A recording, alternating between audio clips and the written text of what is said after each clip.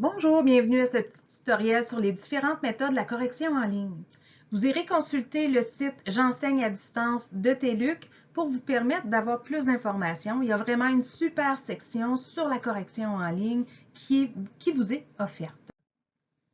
Si vous aimez corriger papier, crayon, donc vous avez toujours la possibilité de le faire en enseignement en ligne, vous pouvez imprimer les copies, corriger papier, crayon et par la suite, en utilisant votre téléphone ou votre tablette numérique, vous avez la possibilité d'utiliser les applications gratuites CamScanner ou Genius Scan. Donc en fait, ce que ça va faire, ça va prendre des photos.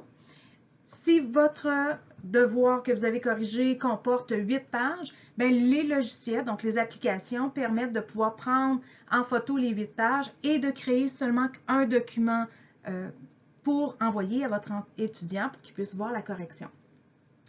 Pour les étudiants, c'est le même principe. Donc, si vos étudiants doivent faire papier-crayon, des mathématiques ou de l'écriture pour que vous puissiez les corriger, bien, ils peuvent utiliser aussi les mêmes applications gratuites pour pouvoir vous envoyer leurs devoirs. En cliquant sur CamScanner ou GeniusScan, vous allez obtenir directement des vidéos tutoriels sur les deux applications que vous allez pouvoir transmettre à vos étudiants en tout temps. Pour ce qui est Word et Office 365, bien entendu, vous pouvez souligner, surligner, changer la couleur des mots pour pouvoir faire la correction. Bien entendu, ça prend un système pour que vos étudiants comprennent bien ce que ça veut dire quand les mots sont surlignés en vert, qu'est-ce que ça veut dire. Donc, vous devez vraiment transmettre un système de correction à vos étudiants pour qu'ils puissent comprendre la correction que vous en avez faite.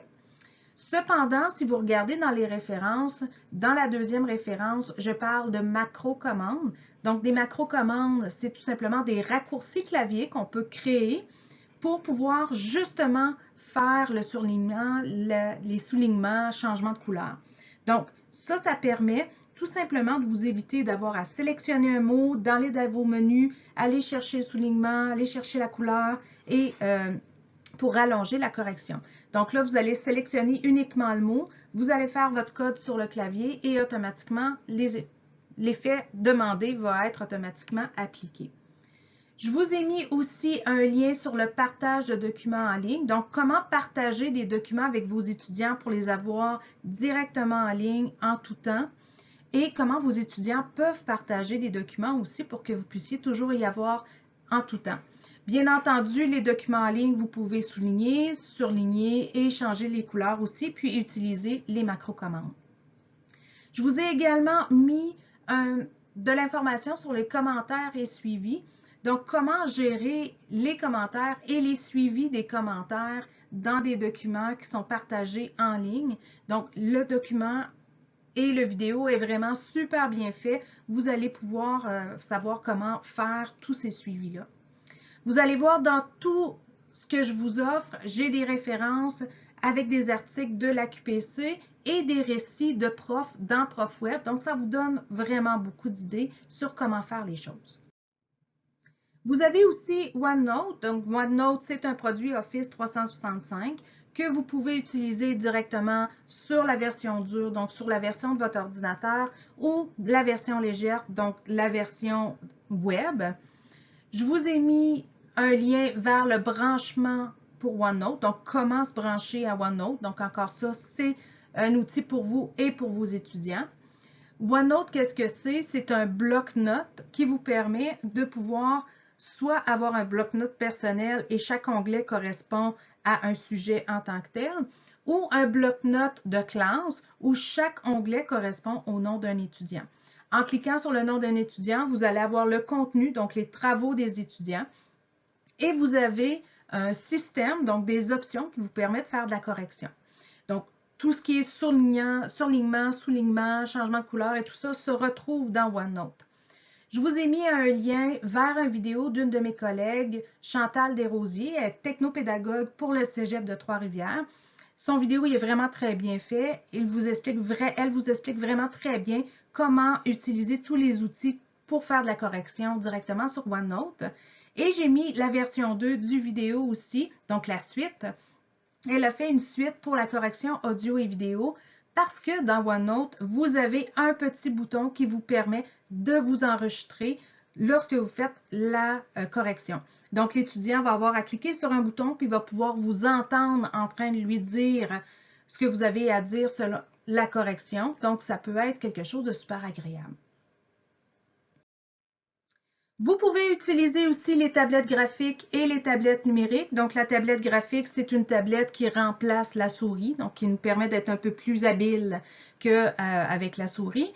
Tandis que la tablette numérique, c'est vraiment le iPad ou la tablette Android. Donc, en fait, je vous ai fait un petit vidéo sur l'utilisation de la tablette graphique dans plusieurs logiciels. Vous pourrez la consulter directement dans le PowerPoint ou sous le PowerPoint où j'ai mis la vidéo directement. Je vous ai mis aussi en référence le vidéo du colloque numérique 2020, donc la présentation de Mélanie Bérubé. Mélanie Bérubé, c'est une enseignante en mathématiques au Cégep. Donc, elle nous explique la différence entre une tablette graphique et une tablette numérique et ce qu'elle en fait aussi comme utilisation. Donc, ça peut être quelque chose de vraiment bénéfique pour vous. Vous pouvez toutefois faire de la correction audio et vidéo malgré le fait de ne pas utiliser OneNote. Donc, vous avez plusieurs possibilités pour faire ça. Donc, dans Moodle, il y a des boutons qui nous permettent de pouvoir enregistrer notre voix, donc ce qui s'appelle le Podle. Vous pouvez le faire directement, mais vous pouvez aussi utiliser Zoom, YouTube, Stream, qui vous permettent de pouvoir vous enregistrer ou de diffuser directement vos vidéos. Donc, avec Zoom, vous pouvez bien entendu vous enregistrer et faire votre correction, soit pour faire une rétroaction de travail individuel pour l'étudiant ou une rétroaction collective pour le groupe au complet. Puis, vous partagez le lien directement de Zoom pour que l'étudiant puisse y avoir accès. YouTube vous permet vraiment de partager les vidéos que vous allez mettre directement sur la plateforme. Vous pouvez en tout temps sur YouTube partager non répertorié pour que ça soit accessible seulement qu'à vos étudiants. Vous déposez le lien directement sur votre plateforme. Et Stream, c'est un outil Office 365. Donc, c'est un YouTube qui est privé pour le cégep, donc personne d'autre que les personnes du cégep, donc les étudiants et le personnel, peut avoir accès à vos vidéos. Vous pouvez mettre des vidéos là pour permettre à vos étudiants d'y avoir accès, mais vous pouvez aussi enregistrer votre écran à partir de Stream pour pouvoir créer des vidéos directement sur Stream pour vos étudiants. Encore là, je vous ai mis des références. Vous avez des liens qui vous permettent de pouvoir consulter des tutoriels ou des expériences ou des articles. Vous pouvez toujours faire aussi de la correction en temps réel, même en formation en ligne. Donc, vous pouvez prendre des rendez-vous avec vos étudiants, soit pendant vos périodes de cours, où vous permettez à vos étudiants de travailler, comme dans la vraie vie. Là, on permettait à nos étudiants de travailler, mais on rencontrait certains étudiants et on faisait des corrections en temps réel avec eux. Ça se fait aussi en ligne, soit à partir de Zoom ou soit à partir de Teams. Avec les documents Office 365 aussi, ça peut être quelque chose de super agréable à utiliser, de faire de la correction en temps réel avec nos étudiants. Vous pouvez aussi utiliser Booking pour prendre des rendez-vous avec vos étudiants. Donc, à ce moment-là, les étudiants vont pouvoir, selon votre plage horaire de disponibilité, prendre des rendez-vous avec vous et à partir de là, vous allez pouvoir vous rencontrer et faire la correction en temps réel. Si vous voulez utiliser Booking, vous devez prendre rendez-vous avec Éric Godbout pour pouvoir planifier le tout. Bien entendu, il y a les questionnaires en ligne. Donc, vous pouvez toujours utiliser des questionnaires en ligne, que ce soit pour vérifier les acquis de vos étudiants sans correction, parce qu'on aime ça aussi, d'aller valider les connaissances de nos étudiants, mais pas nécessairement toujours de faire de la correction. Donc, les questionnaires en ligne, ça peut être un outil super agréable où là, on va questionner nos étudiants sur certaines notions et on va aller pouvoir valider très, très rapidement si les acquis sont là ou si on doit revenir sur la matière. Nous avons aussi dans le Cégep Compilatio, donc c'est un logiciel qui nous permet de pouvoir valider s'il y a du plagiat entre certains travaux d'étudiants.